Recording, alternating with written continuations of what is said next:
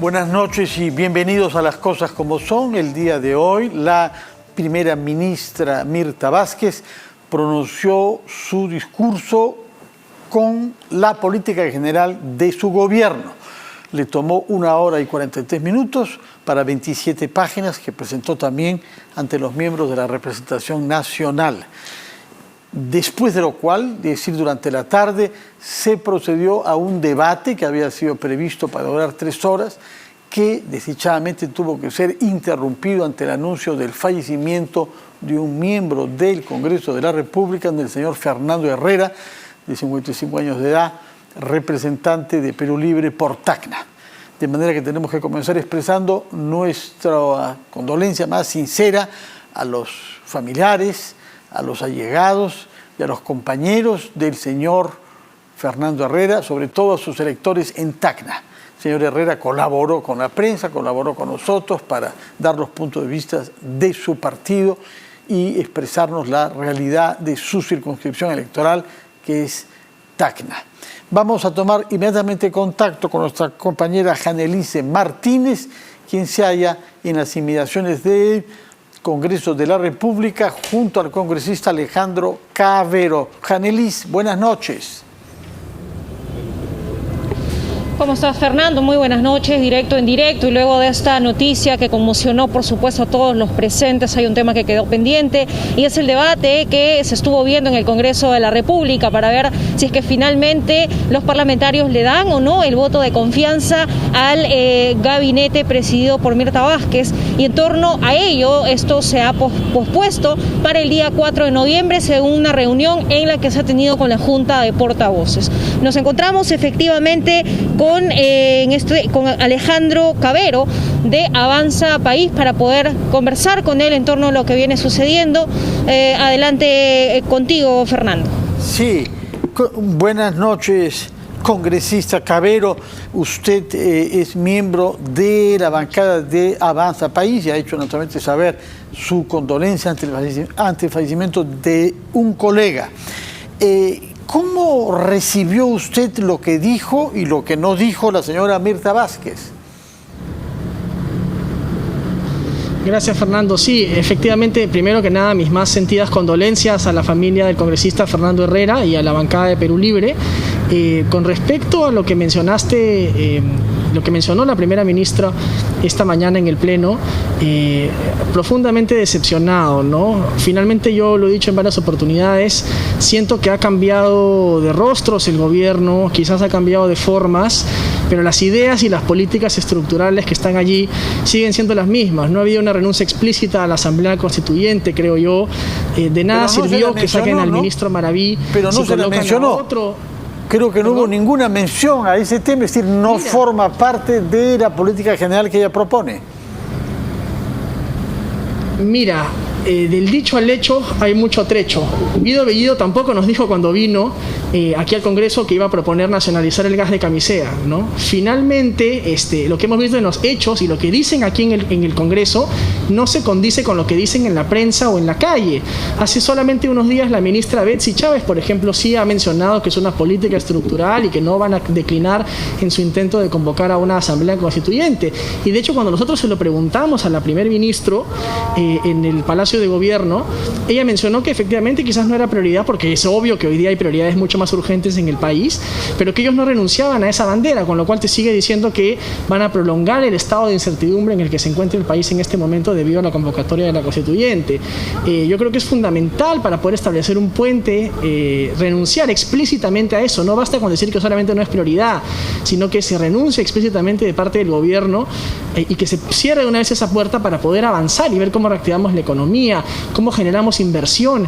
¿Quién en el Perú, Fernando, va a querer invertir en un país que mañana puede cambiar todas sus reglas de juego, ¿no? Entonces, eso es fundamental y yo siento que eso no se ha tocado el día de hoy. Ese es un punto primero, entonces. Usted se ha dicho decepcionado por el discurso, en primer lugar, porque no rechazó explícitamente esa posibilidad. Era difícil pedírselo, en fin.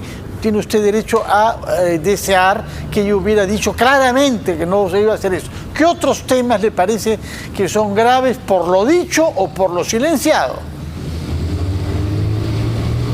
Mira, la presencia del ministro Valenzuela hoy día ha sido terrible, ¿no? Este ministro tiene tremendos cuestionamientos, ya se han discutido hasta la saciedad en la prensa. Yo recuerdo incluso haber escuchado en una entrevista que él tuvo con Enrique Castillo hace un par de domingos atrás, en el que dijo que esas sanciones que él había tenido, que suma más de 150, él las consideraba condecoraciones, ¿no? Y que se las habían dado porque él era un reclamón, y estoy citando textual. Entonces creo que ese no puede ser un ejemplo para la Policía Nacional, ¿no? Tomando en cuenta además que era evidente que la presencia de este ministro, o uno de los principales temores en todo caso de la oposición en su momento, era que tenía un profundo conflicto de interés por haber sido abogado del caso de los dinámicos del centro. Y vemos que justamente durante los primeros días de este ministro se fugan los implicados en este caso del Perú. Entonces es muy preocupante, ¿no? Creo que Valenzuela tiene que salir también para generar un clima de estabilidad en el país. Y por más creo yo que se le pueda dar el voto de confianza, yo creo que la interpelación a este ministro viene en el futuro, porque los cuestionamientos son bastante graves, ¿no? Bueno, ese es el segundo tema entonces. ¿Hay otro tema que tenga la misma importancia para comprender su decepción? Mira, otra cosa que no me pareció correcta es que la ministra recién ha mencionado que se va a regresar a clases presenciales a partir de julio del año que viene. Perú está en la cola de América Latina respecto al regreso a clases presenciales, ¿no? Y decir que recién en julio del otro año van a regresar a clases presenciales... 99% dijo, ¿no? Pero no excluyó que se comenzara a regresar antes. Me parece que se refirió al 99% para julio próximo. Así es, pero digamos, igual creo que es muchísimo tiempo. Ya estamos, Fernando, bastante atrasados en comparación de casi todos los países de América Latina. Entonces, esa es una cosa que tampoco creo que es la correcta, ¿no? Sin contar que no hubo una sola palabra, Fernando, en todo su discurso sobre cómo incentivar la inversión privada, que es la que genera el 90% del empleo en el Perú. No hubo una sola palabra, ¿no? Hubieron una serie de consignas ideológicas. Yo, sinceramente, no sé por qué hemos tenido en casi toda la sesión la bancada del oficialismo renegando sobre lo que se dijo en el discurso, cuando yo he sentido que son las mismas ideas de izquierda que se han defendido siempre por parte del gobierno. Yo sinceramente no veo el cambio. Entonces, más allá de una cuota específica de poder partidario, y que seguro puede ser la razón por la que Perú Libre o parte de Perú Libre no quiere dar el voto, yo sinceramente no veo un cambio en las políticas que ha defendido este gobierno. ¿No siente usted que hemos salido de un horizonte intelectual leninista para pasar a un horizonte diferente, mucho más marcado por los derechos humanos y por ciertas ideas, si usted quiere, democráticas avanzadas? Pero no parece que fuera el mismo trasfondo ideológico de Perú Libre, ¿no? Lo que han cambiado, como te digo, quizás son las formas, quizás es las formas, el confrontacionismo que tenía Guido Bellido. Mirta es mucho más moderada en ese sentido, pero yo sí creo que Mirta Vázquez comparte en gran medida las ideas de fondo de Perú Libre, ¿no? Si no, no estaría donde está tampoco. Bueno, miembro no es, ¿no? Yo no puedo darle, digamos, un voto. Yo no, pero es miembro del Frente Amplio, que es muy cercano ideológicamente a Perú Libre, incluso más cercano a la izquierda que el propio Juntos por el Perú. Entonces yo sí creo, Fernando, que en este caso, al menos yo no puedo darle el voto de confianza, y yo he anunciado que voy a votar en contra, no puedo darle mi voto de confianza a políticas en las que yo no creo, ¿no?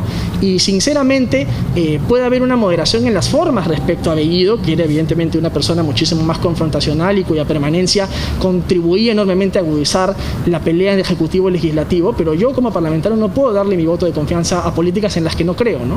De acuerdo. ¿Y piensa que ese sentimiento suyo es compartido por tus compañeros en Avanza País? En mi bancada sí, en mi bancada hemos decidido votar en contra, lo decidimos hoy día en la mañana. En otras bancadas no te podría decir, ¿no? Habría que ver la bancada de Acción Popular, la bancada de Alianza para el Progreso, qué medidas van a tomar. Por otra parte, se dice que la sesión continuará recién el jueves 4, porque mañana tampoco habrá pleno en vista del fallecimiento del señor Fernando Herrera. Se comprende mañana, pero postergar estos 10 días, ¿usted sabe cuál es la razón? Sí, lo que ocurre, Fernando, es que el día jueves estamos teniendo un pleno descentralizado en Cajamarca. Entonces entiendo que es difícil que los ministros acudan o puedan acudir para continuar escuchando a los parlamentarios a Cajamarca, y que por eso se ha decidido aplazarlo al siguiente jueves, que sería el jueves 4. De acuerdo. ¿Le parece razonable que se demore 10 días antes de que este debate concluya y que se vote o no la confianza? Mira, evidentemente estas cosas son imprevistas, ¿no? Y yo entiendo que la presidenta está tratando de hacer las cosas lo más rápido posible, pero así funcionan los tiempos en el Congreso también, ¿no? Ahora, hay una cosa que ha llamado la atención, es que el presidente Castillo haya pronunciado un discurso hoy, pese a que está previsto el discurso de política general de la primera ministra en Bagua, en donde, entre otras cosas, preconizó que el Congreso en su conjunto, todos, usted también, saquen adelante un proyecto para nacionalizar o expropiar Camisea. Y llama la atención que mencione ese tema, puesto que la primera ministra no lo había hecho. Mira, lamentable de parte del presidente. Primero, no sé si habrá coordinado eso con su gabinete o no.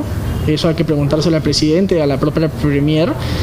Yo creo que esa ley no va a ser aprobada por el Congreso porque es una ley que evidentemente sería nefasta para el Perú.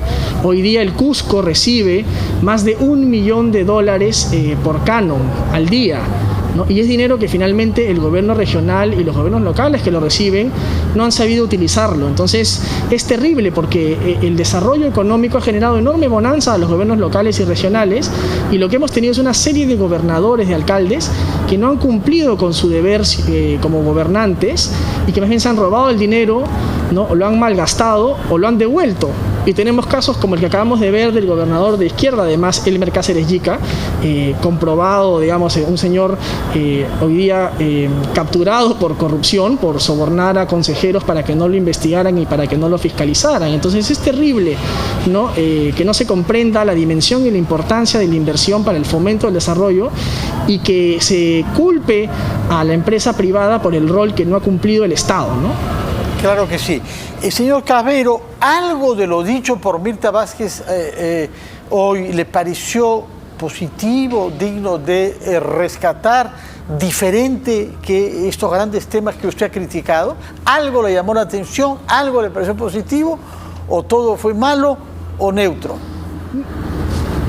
Mira, yo saludo el mensaje, digamos, de buscar, digamos, darle un realce a las políticas de respeto a las minorías, a la mujer, cosa que no hacía, por ejemplo, el primer ministro Guido Bellido. Eso me parece muy resaltante de la primer ministra. Yo la he felicitado por ser la sexta primera ministra mujer.